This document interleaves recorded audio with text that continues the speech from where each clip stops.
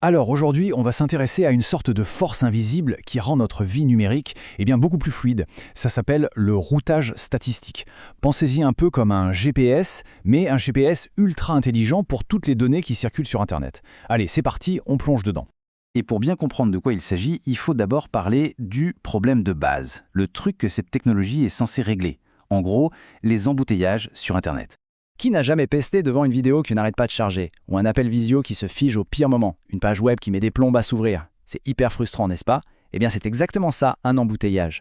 Sauf que ce ne sont pas des voitures qui sont bloquées, mais nos données. D'ailleurs, l'image de la ville, elle est parfaite pour comprendre.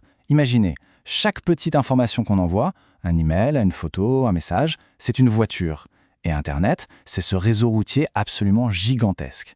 Et que se passe-t-il quand des milliers de voitures essaient de prendre la même sortie d'autoroute en même temps? Eh bien, ça coince. C'est le blocage complet. Alors, face à ce genre de bouchon numérique, il fallait bien trouver une solution un peu plus maligne. On ne pouvait plus se contenter de suivre un chemin tout tracé, un peu comme avec une vieille carte routière en papier qui ne tient pas compte du trafic réel. Et c'est là qu'intervient le routage statistique. En fait, c'est une approche totalement dynamique. Au lieu d'avoir un chemin fixe, le système, lui, va analyser en permanence des millions, des milliards de données pour trouver le meilleur chemin possible à un instant T. Celui qui est le plus rapide, bien sûr, mais surtout le moins encombré.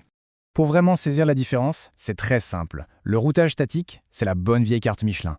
Elle vous donne un itinéraire, et puis c'est tout. Tant pis s'il y a un accident ou des travaux. Le routage statistique, lui, c'est votre appli GPS préférée, comme Waze.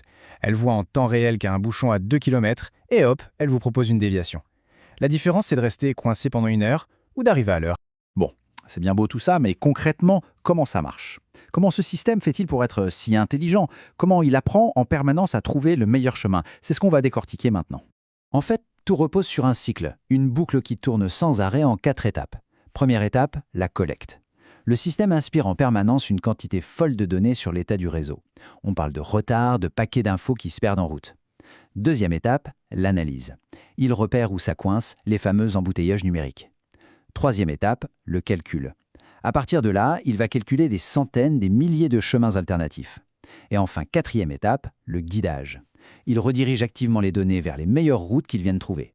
Et là, le point vraiment essentiel à comprendre, c'est que ce n'est pas une opération qu'on fait une fois de temps en temps. Non, non. Ce cycle, il se répète des milliers de fois par seconde. C'est un apprentissage constant. Le réseau s'adapte et s'améliore en permanence, sans jamais s'arrêter. Ok, la théorie, c'est une chose. Mais dans la vraie vie, au quotidien, qu'est-ce que ça change pour nous? Quel est l'impact concret de tout ça? Eh bien, les bénéfices, on les vit tous les jours. C'est moins de streaming qui bufférise en plein milieu du film. Ce sont des appels vidéo plus stables qui ne ressemblent pas à un diaporama. Des sites web qui se chargent quasi instantanément.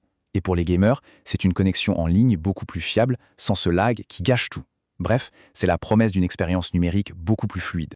Et si on veut mettre un chiffre là-dessus, tenez-vous bien, le routage statistique peut réduire les délais de transfert des données, ce qu'on appelle la latence, jusqu'à 40%. C'est juste énorme comme amélioration. Et visuellement, la différence, c'est spectaculaire.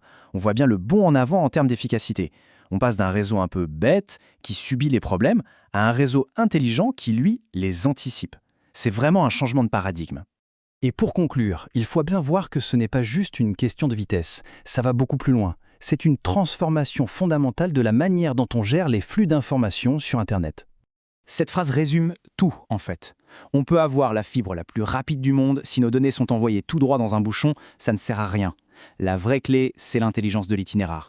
En fait, c'est précisément cette logique d'adaptation constante qui est au cœur de technologies modernes et qui permet des choses comme le streaming en 4K, le jeu vidéo dans le cloud. Sans ça, franchement, une bonne partie de notre monde numérique à la demande tel qu'on le connaît aujourd'hui ne serait tout simplement pas aussi fiable. Et tout ça, ça amène à une dernière question, une question un peu pour ouvrir la réflexion.